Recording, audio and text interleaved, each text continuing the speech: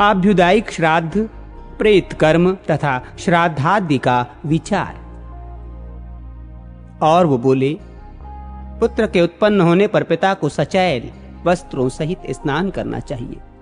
उसके पश्चात जात कर्म संस्कार और आभ्युदयिक श्राद्ध करने चाहिए।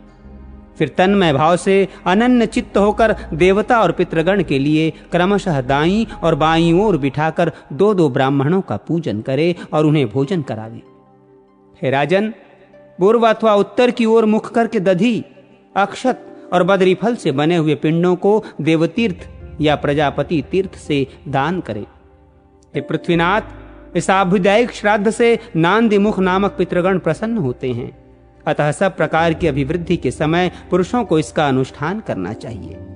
कन्या और पुत्र के विवाह में, गृह प्रवेश में, बालकों के नामकरण तथा चूड़ाकर्म आदि संस्कारों में, सीमंतोन्नयन संस्कार में और पुत्र आदि के मुख देखने के समय गृहस्थ पुरुष एकाग्र चित्त से नांदी मुख नामक पितृगण का पूजन करे।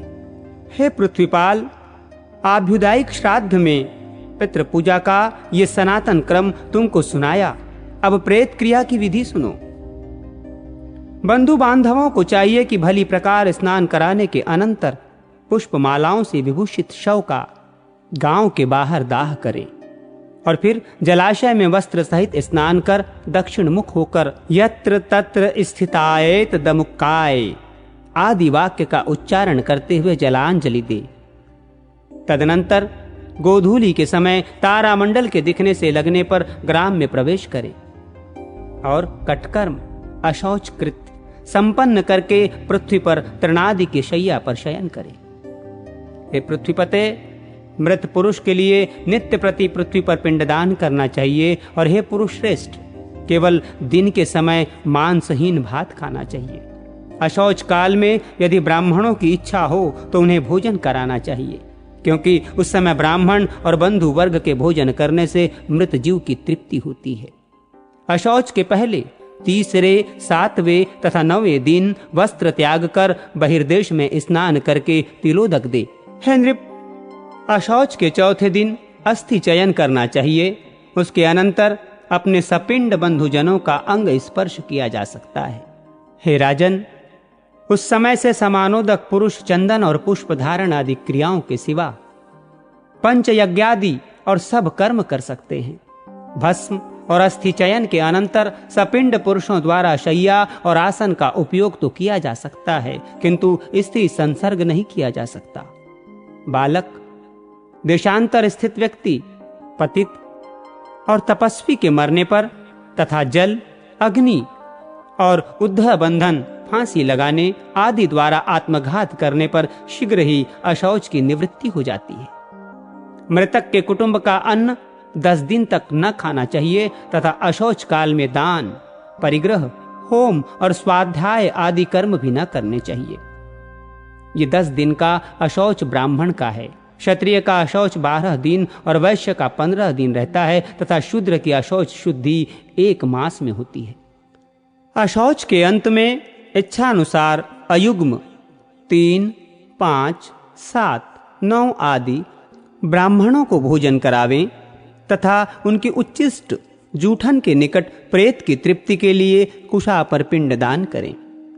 अशौच शुद्धि हो जाने पर ब्रह्मभोज के अनंतर ब्राह्मण आदि 4 वर्णों को क्रमशः जल, शस्त्र, प्रतोद, कोड़ा और लाठी का स्पर्श करना चाहिए। तदनंतर ब्राह्मण आदि वर्णों के जो जो जातीय धर्म बतलाए गए हैं उनका आचरण करें और स्वधर्मानुसार उपार्जित जीविका से निर्वाह करें।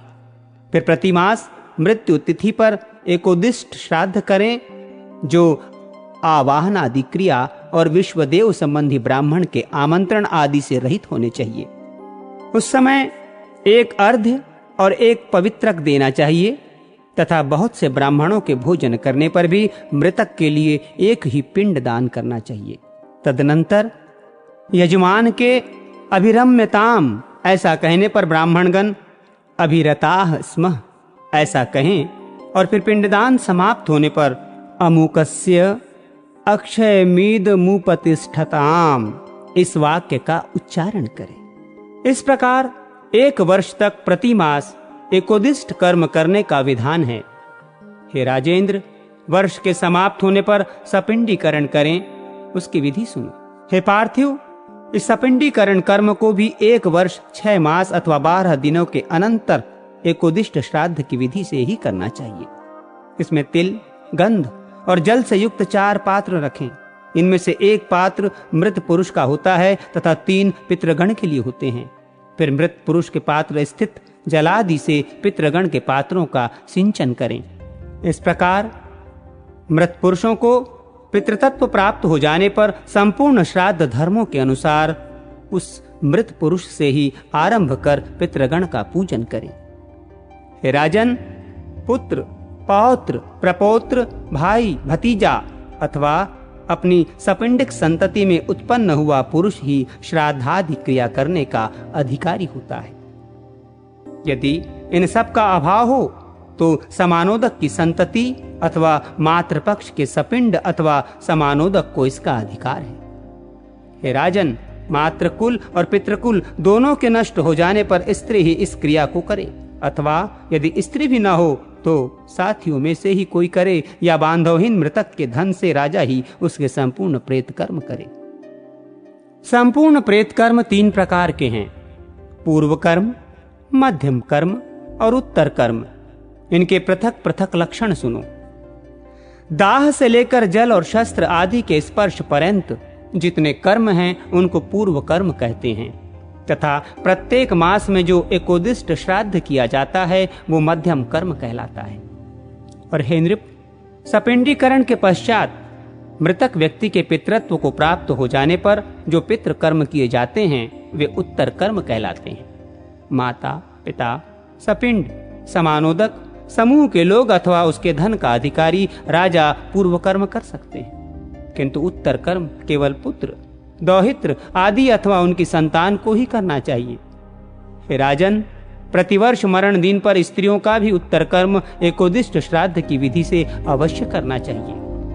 अतः हे अनध, उन उत्तर क्रियाओं को जिस जिस विधि से करना चाहिए वो सुनो।